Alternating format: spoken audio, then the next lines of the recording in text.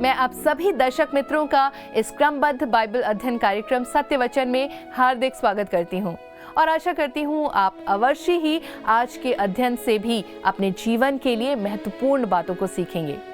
जैसा कि आप सब जानते हैं कि हम उत्पत्ति की पुस्तक से अध्ययन कर रहे हैं। आज हम उत्पत्ति 11 उसके 4 से 32 पद से एक अत्यंत निर्णायक भाग पर अपना ध्यान केंद्रित करेंगे। इस भाग में हम बाबेल के गुम्मट की घटना को देखते हैं, जहां मनुष्य ने अपनी एकता और सामर्थ्य के बल पर परमेश्वर के बिना अपनी पहचान और महिमा स्थापित करने का प्रयास किया। भाषा में गड़बड़ी होती है और तब हम एक नई दिशा की शुरुआत भी देखते हैं। 13 से अब्राहम तक की वंशावली, जिसके माध्यम से परमेश्वर उद्धार की अपनी महान योजना को आगे बढ़ाता है। तो आइए हम परमेश्वर के दास के द्वारा इस वचन को गहराई से समझें।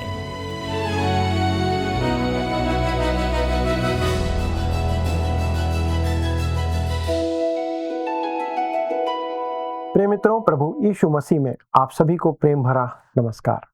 आशा है आप स्वस्थ और सुरक्षित हैं। परमेश्वर का अनुग्रह आप पर बना हुआ है।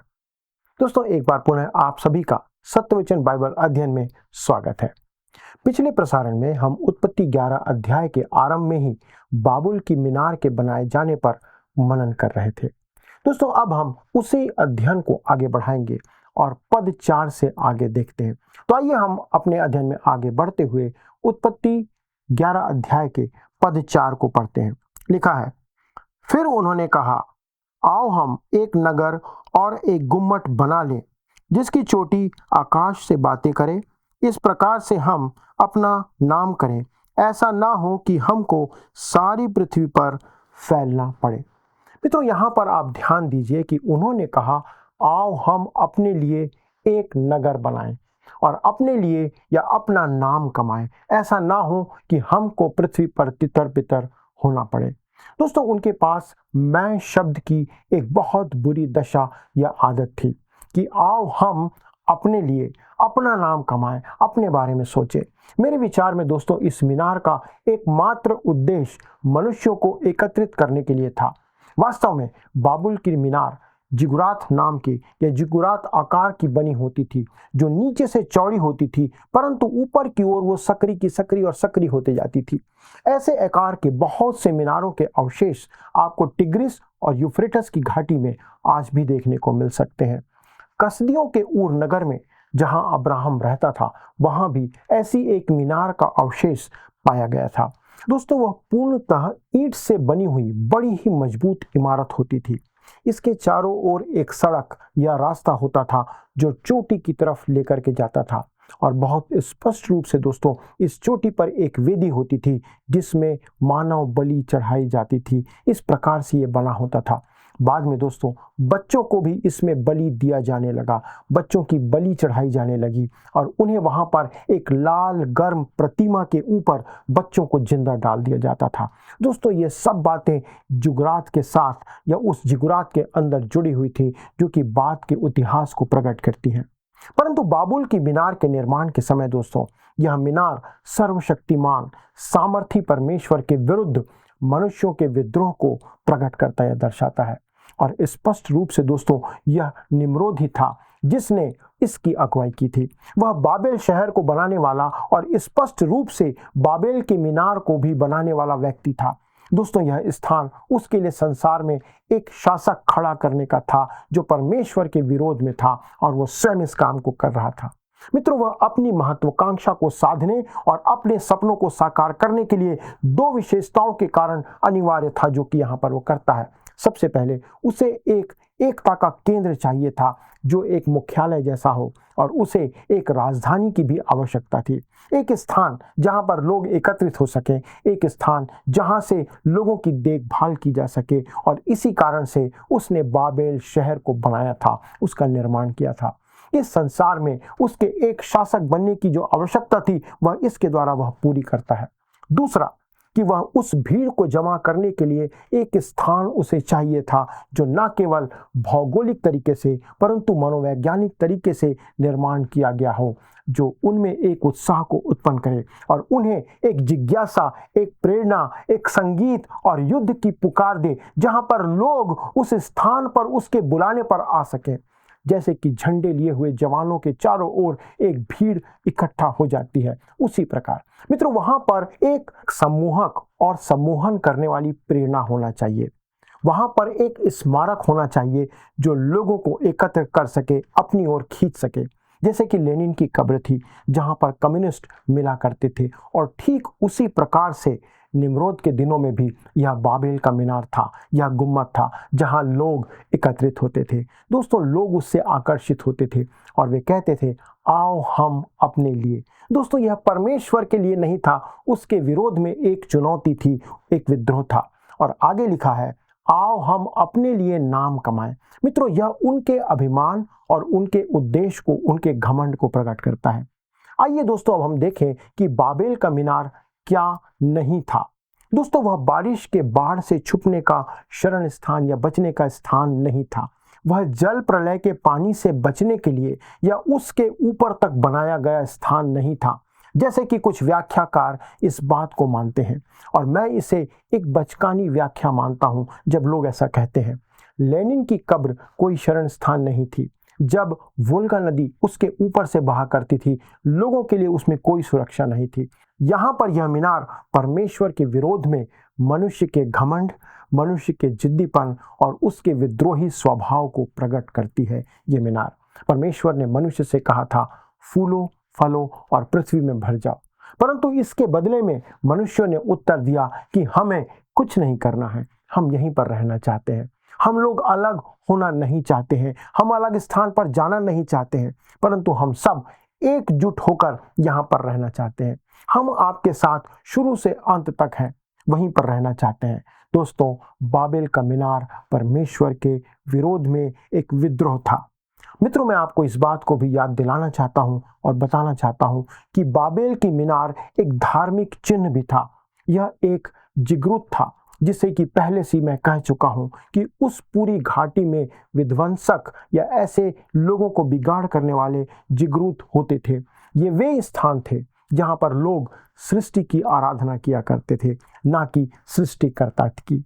कुछ जिगरूत में चोटी पर जाने का रास्ता होता था, जहां पर लोग जाकर सूरज, चांद और तारों की उपासना किया करते थे। जब कभी भी वे सूरज, चांद और तारों को देखते थे तो उन्हें मालूम हो जाता था कि जल प्रलय अब नहीं होगा। ये उनका अपना तरीका था और उन्होंने यह महसूस किया कि जल प्रलय को भेजने में परमेश्वर इच्छुक था।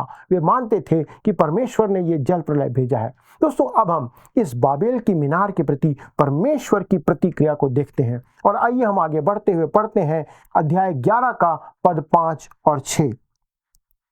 जब लोग नगर और गुम्मट बनाने लगे तब उन्हें देखने के लिए यहोवा उतर आया, और यहोवा ने कहा मैं क्या देखता हूँ कि सब एक ही दल के हैं और भाषा भी उन सब की एक ही है, और उन्होंने ऐसा ही काम भी आरंभ किया, और अब जो कुछ वे करने का यत्न करेंगे उसमें से कुछ भी उनके लिए अनहोना ना होगा।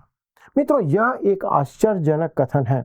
जबकि सब लोग एक ही भाषा बोलते थे तो उनके लिए भाषा एक बड़ी समस्या नहीं थी, इसलिए वे एकजुट होकर अपनी बुद्धि और साधन और संसाधन का प्रयोग कर रहे थे। लिखा है और अब जो कुछ वे करने का यत्न करेंगे उसमें से कुछ भी उनके लिए अनहोना ना होगा। दोस्तों यहाँ पर हम मनुष्य के पापमय स्वभाव को देखते हैं, जो जल प्रलय से बचने के बाद भी उनमें हम में बना हुआ है कि वह पूर्ण रूप से भ्रष्ट था। परमेश्वर इस विद्रोह को अनदेखा नहीं कर सकता था, क्योंकि उनका यह विद्रोह परमेश्वर के विरुद्ध था। इसलिए अब परमेश्वर एक सुरक्षा की दीवार खड़ी करने जा रहा था, वह एक अवरोध लगाने जा रहा था। ऐसा करना आवश्यक था, क्योंकि मनुष्य एक सक्षम सृष्टि है। वह चांद पर जा सकता है, वह हवाई जहाज में उड़ सकता है, वो बड़े बड़े खोज कर सकता है। आज भी दोस्तों मुझे आश्चर्य होता है कि हम हवाई जहाज में ध्वनि की गति से यात्रा कर सकते हैं और उसमें आराम से बैठकर हम भोजन का आनंद भी ले सकते हैं। कभी कभी दोस्तों ये सब कुछ असंभव सा लगता है, लेकिन मनुष्य ने ऐसा कर दिखाया है क्योंकि वह परमेश्वर की एक बहुत ही सुयोग्य और उत्तम कृति, रचना या सृष्टि है। दोस्तों अब आप देख सकते हैं कि यदि मानव जाति एक ही भाषा की हो, यदि वे परमेश्वर के विरुद्ध हो जाएं, तो वो किस रीति से विध्वंसक हो सकते हैं या किस स्तर तक जा सकते हैं। तो आइए अब हम देखते हैं कि परमेश्वर ने इसके बाद क्या किया। आइए हम पढ़ते हैं उत्पत्ति 11 अध्याय पद 7 से 9। इसलिए आओ हम उतर के उनकी भाषा में गड़बड़ी डालें कि वे एक दूसरे की बोली को ना समझ सके। इस प्रकार यहोवा ने उनको वहां से सारी पृथ्वी के ऊपर फैला दिया और उन्होंने उस नगर का बनाना छोड़ दिया। इस कारण उस नगर का नाम बेबीलोन पड़ा, क्योंकि सारी पृथ्वी की भाषा में जो गड़बड़ी है वह यहोवा ने वहीं डाली, और वहीं से यहोवा ने मनुष्यों को सारी पृथ्वी के ऊपर फैला दिया। दोस्तों अब मनुष्य पृथ्वी की छोर तक फैल जाता है। वे विद्रोह के समय में एक साथ थे, लेकिन अब वे एक दूसरे की भाषा नहीं समझ सकते थे। क्या आप जानते हैं कि भाषा अवरोधक है तो कई बार वो सहायक भी होती है। दोस्तों वह एक दीवार है जो चीन देश की दीवार से भी ऊंची और प्रभावशाली है। दोस्तों वह एक दीवार है जो मनुष्य को मनुष्य से अलग करती है। ये भाषा की ताकत है। दोस्तों यह किसी भी देश की राष्ट्रीय सीमा या उसके क्षेत्र में किसी भी समुद्र से बहुत ज़्यादा मजबूत है। दोस्तों बहुत से लोग जो यह कहते हैं कि समय के अंतराल में भाषाएं बनती चलती जा रही हैं या बनते चले जा रही हैं या बनती गई हैं, परंतु दोस्तों परमेश्वर ने कहा कि उसने उनकी भाषा में गड़बड़ी डाल दी। इसलिए जब वे मीनार बना रहे थे तो अचानक से अनायास ही एक दूसरे की भाषा वे समझ नहीं पाए। मीनार बनाने का कार्य अचानक थम गया और भीड़ बाबेल को छोड़कर जाने लगी और वे हर एक दिशा में फैल गए। मित्रों यह एक अद्भुत घटना है जो इस प्रकार से घटी। यहाँ पर अन्य अन्य भाषा में बोलना आरंभ हुआ था जो एक दूसरे की भाषा को नहीं समझ पाए। दोस्तों यह एक चमत्कार था, एक अन्य अन्य भाषा बोलने का चमत्कार और सुनने का चमत्कार था। वे अन्य भाषा बोल रहे थे, जिन्होंने भी यह सुना वे उस बात को समझ नहीं पा रहे थे। मित्रों मैं आपको एक प्रश्न पूछना चाहता हूँ, आपसे यह पूछना चाहता हूँ कि क्या भाषा को बदल देना परमेश्वर के द्वारा से आशीष थी या मनुष्य के ऊपर उसका शाप था? विचार कीजिए। दोस्तों यह एक अच्छा प्रश्न है और परमेश्वर की दृष्टिकोण से दोस्तों यह शाप नहीं पर आशीष है जो परमेश्वर ने दिया। मनुष्य अपनी उन्नति के लिए परमेश्वर से दूर हो गया है, जो निश्चित रूप से एक दंड था। कई शताब्दियों से मानव जाति को अलग रखा गया है और यह मनुष्य के लिए सबसे बड़ी रुकावट होती है या बनी रही है। दोस्तों इन दिनों में एक चीज जो रेडियो, टेलीविजन, जेट जहाज, इंटरनेट की यात्रा के द्वारा से हो रहा है और वो ये है कि भाषा की दीवारें आज गिराई जा रही है। हम इन अवरोधों को तोड़ रहे हैं। दोस्तों वे यरीहो की दीवार के समान या शहरपनाह की तरह आज गिराई जा रही हैं और मैं विश्वास करता हूं कि यही एक कारण है दोस्तों कि परमेश्वर का वचन पुनः हम लोगों के बीच में आ रहा है। परमेश्वर पुनः न्याय करने के लिए आगे बढ़ते जा रहा है जैसा उसने उस समय किया था। आइए दोस्तों अब हम इस अन्य भाषा की काम को या क्रिया को पिन्तेकुस्त के दिन से उसकी घटनाओं के साथ किस प्रकार से उसके विरुद्ध है रख कर देखते हैं। दोस्तों वह अन्य भाषा की एक दूसरी बड़ी क्रिया थी जो हम भविष्य में देखते हैं और उस समय हम देखते हैं कि सुसमाचार सभी भाषाओं में प्रचार किया गया जो वहां पर लोग उपस्थित थे और उनके द्वारा समझा गया। दोस्तों यहाँ पर वे उस भाषा से अनजान नहीं थे या उनके लिए अनजान भाषा नहीं बोल रहे थे। अन्य भाषा की क्रिया को आरंभ करने में कभी भी इसे शामिल नहीं किया गया है। दोस्तों पिन्तेकुस्त के दिन परमेश्वर बाबेल के मीनार का उत्तर दे रहा था। परमेश्वर मानव जाति से कह रहा था जैसे कहता हो, मेरे पास एक सुसमाचार है, एक संदेश है जो तुम्हारे लिए है और मैं तुम्हारे पास सुसमाचार के साथ तुम्हारी भाषा में आ रहा हूँ। हालेलुया। दोस्तों यही एक बात है जिसे परमेश्वर ने पूरा किया और आज बाइबल अन्य पुस्तकों की अपेक्षा सबसे ज्यादा भाषाओं में पढ़ने के लिए अनुवाद करके उपलब्ध कर दी गई है। दोस्तों आज भी इसका अनुवाद बहुत सी छोटी छोटी छोटी भाषाओं में किया जा रहा है और संसार में हजारों भाषा बोलने वाले लोगों तक पहुंचाया जा रहा है, क्योंकि सुसमाचार सभी मानव जाति के लिए, हर एक मनुष्य के लिए परमेश्वर का वरदान है। और अन्य भाषा में बोलने का कारण और उद्देश्य यह था दोस्तों कि मानव जाति जान ले कि इसका उत्तर परमेश्वर ने बाबेल की मीनार में दे दिया है। दोस्तों अब मानव जाति के लिए उसके पास एक छुटकारा है, छुटकारे का संदेश है, उसके लक्ष्य पूरे हो चुके हैं, जो परमेश्वर चाहता था वो पूरा कर चुका है। अब यह आवश्यक नहीं कि मनुष्य अपने उद्धार के लिए कुछ कार्य करे, कोई मीनार बनाने का प्रयास करे या लोगों से पूछताछ करे। आज हमारे पास परमेश्वर का सुसमाचार है, वह परमेश्वर के संदेश को सुनकर और समझ करके परमेश्वर की ओर फिर सकता है। दोस्तों सुसमाचार आपके लिए है, आप कोई भी क्यों ना हो, किसी भी जाति के क्यों ना हो, किसी भी भाषा के बोलने वाले क्यों ना हो, यह सिर्फ आपके लिए ही है। यह संसार की सभी जाति के, सभी भाषा के लोगों के लिए परमेश्वर के द्वारा दिया गया है और यह है सुसमाचार। हमें बाइबल की अंतिम पुस्तक प्रकाशित वाक्य में बताया गया है, लिखा है, एक दिन सब उसकी उपस्थिति में खड़े होंगे, सारे मनुष्य उसके सामने खड़े किए जाएंगे। प्रकाशित वाक्य 7वां अध्याय पद 9 में लिखा है, हर एक जाति और कुल और लोग और भाषा में से एक ऐसी बड़ी भीड़ जिसे कोई गिन नहीं सकता था, मेमने के सामने खड़ी थी। दोस्तों ये है परमेश्वर का सुसमाचार जो हमारे पास आज सारी भाषाओं में उपलब्ध है। दोस्तों अब हम आते हैं अगले विषय पर, जो है शेम से अब्राहम तक की वंशावली। अब हम शेम से अब्राहम तक के वंश को देखेंगे। यहाँ शेम का वंश है जो पूरे पुराने नियम में अनुसरण किया गया है।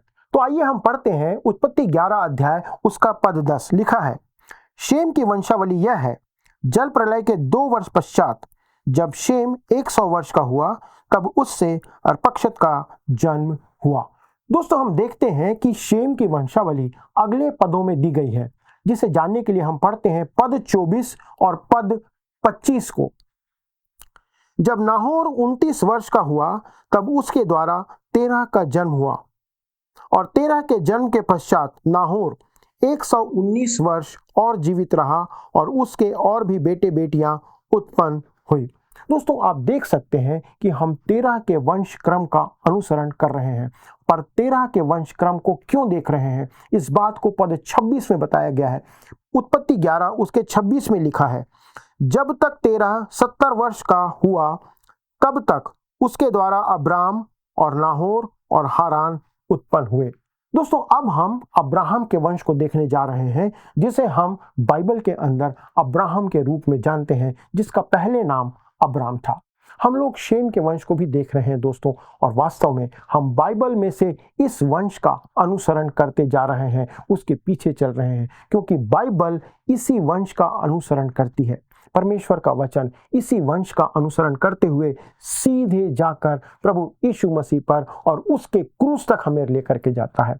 दोस्तों ये है वो रास्ता जो परमेश्वर हमें दिखा रहा है। परमेश्वर ने इन सब को आरंभिक रूप में आलेखित किया है, बाइबल में लिखा है, और अब परमेश्वर ने मनुष्यों को प्रदर्शित किया है कि मानव पाप में है, हम पाप में बने हुए हैं। हम कैन और हाबिल की घटना में पाते हैं कि कैन ने इस बात को स्वीकार नहीं किया कि वह एक पापी व्यक्ति है, पापी मनुष्य है। उसमें एक जीविका के घमंड का प्रदर्शन हम देखते हैं, उसे घमंड था। जल प्रलय के समय हम शारीरिक पाप को देखते हैं कि मनुष्य शरीर के पाप में पड़े हुए थे, क्योंकि उस समय लोगों ने अपने आप को शारीरिक पापों के लिए सौंपा हुआ था। वे हिंसक कार्य में लिप्त थे और उनके विचार और कल्पनाएं बुरे थे। दोस्तों वे अपने जीवन में परमेश्वर की आवश्यकता के प्रति अंधे थे, वो परमेश्वर को देखना नहीं चाहते थे। वे परमेश्वर की मांग जो परमेश्वर उनसे अपेक्षा करता था उसके प्रति वे बहरे थे, सुनना नहीं चाहते थे। परमेश्वर के लिए दोस्तों वे एक मरे हुए मनुष्य के समान थे, वे पाप और अपराध में मरे हुए थे। परमेश्वर ने उन्हें नूह के द्वारा एक निमंत्रण दिया, एक संदेश दिया, उन्हें बताना चाहा कि उन्हें क्या करना चाहिए, परंतु उन्होंने उस समय नूह के निमंत्रण को ठुकरा दिया और शारीरिक पाप में बने रहे, पाप करते रहे। तब बाबेल की मीनार के निकट हम उनकी इच्छा के पाप को देखते हैं जो उन्होंने परमेश्वर के विरुद्ध विद्रोह किया। वही बाबेल की मीनार था जहां पर उससे हम उनके विद्रोह को देखते हैं। मित्रों क्या आपके पास भी ऐसा कोई छोटा सा बाबेल का मीनार है जिसे आपने बना रखा है, जिसके कारण आप परमेश्वर के विरुद्ध में विद्रोह कर रहे हैं।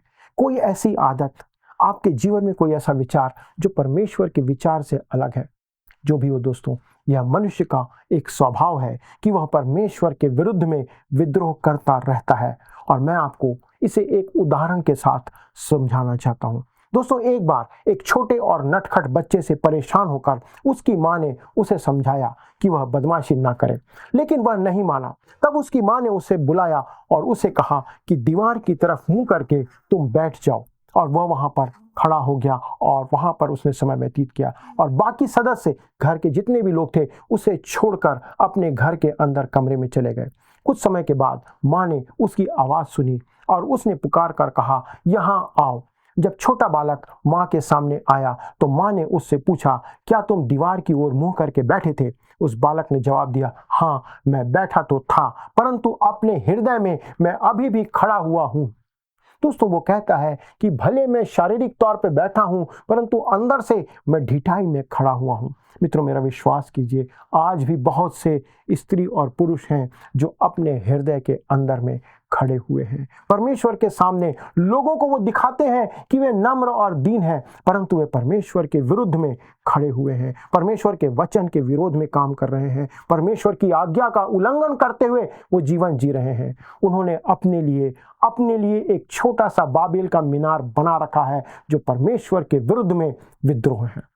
क्या आपके जीवन में कोई ऐसी बात तो नहीं है?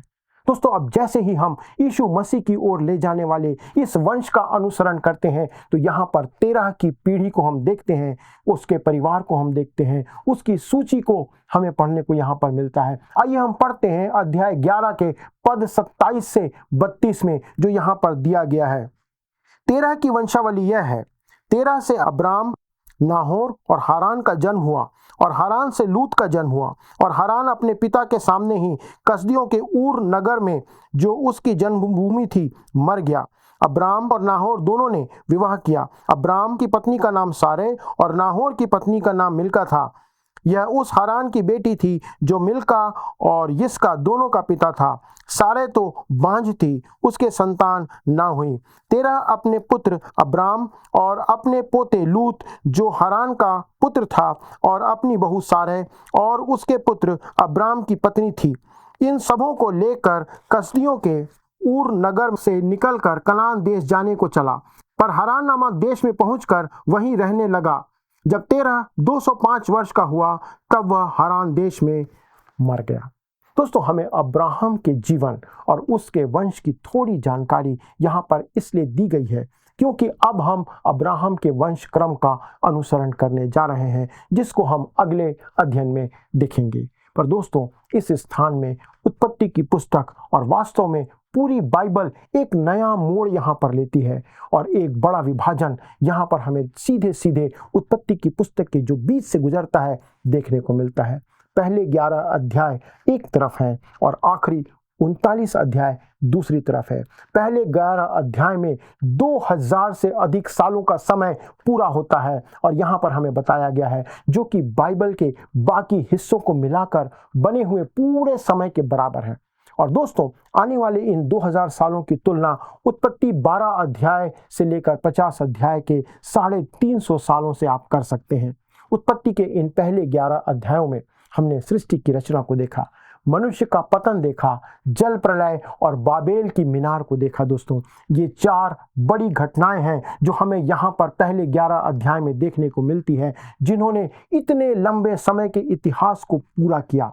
दोस्तों, ये 4 महान घटनाएं कई सालों के समय को अपने में समाये हुए हैं, समाहित किए हुए हैं, जो हमारी कल्पना से बाहर हैं। परंतु दोस्तों, परमेश्वर महान है और हम उसे आसानी से समझ नहीं सकते, परंतु हम परमेश्वर के वचन बाइबल से उसे जान सकते हैं। आइए दोस्तों, हम उस बाइबल के परमेश्वर को धन्यवाद दें और उसे जानने का प्रयास करें। आइए हम प्रार्थना के साथ समाप्त करें।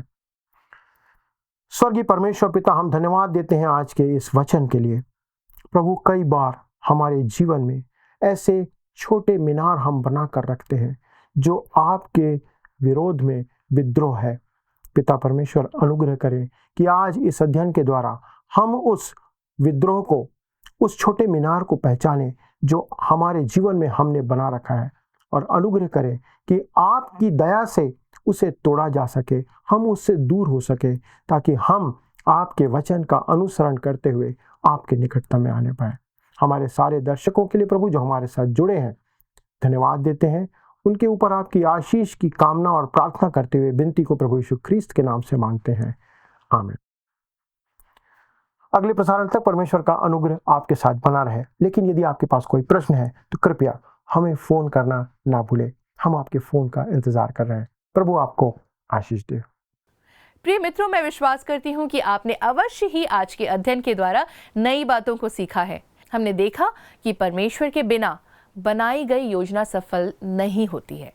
बाबेल का गुम्मट मनुष्य के घमंड का प्रतीक है, जबकि भाषाओं का भ्रम हमें विनम्रता का पाठ सिखाता है।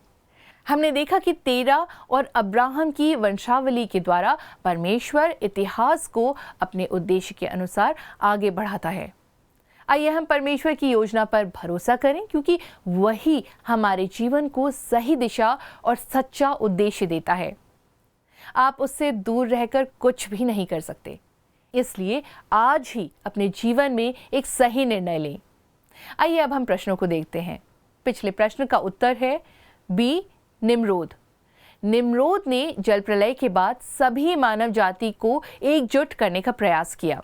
आज के अध्ययन पर आधारित प्रश्न है, बाबेल की मीनार एक डैश चिन्ह भी था। ए, विजय, बी, धार्मिक, सी, न्याय, या डी, अंधकार। मित्रों, इस प्रश्न का उत्तर हमें कल सुबह 6 बजे से पहले विकल्प ए, बी, सी या डी के साथ अपना नाम, पता, स्थान के साथ 9651433397 96514 33397 पर SMS या WhatsApp करें। मित्रों, यदि आप इस अध्ययन को दोबारा सुनना चाहते हैं तो स्क्रीन पर दिए वर्ड रिसाउंड्स टुडे हिंदी लिखकर आप हमारे YouTube पर जरूर सुनें। अधिक जानकारी और प्रार्थना के लिए आप दिए गए नंबर 9651433397 96514 33397 पर संपर्क करें। हमारे परामर्शदाता आपकी सहायता के लिए सदैव तत्पर है। प्रभु आप सभी को आशीष दे। क्या आपको यह कार्यक्रम पसंद आया? अभी हमें एक मिस कॉल करें और आप अगले विजेता हो सकते हैं।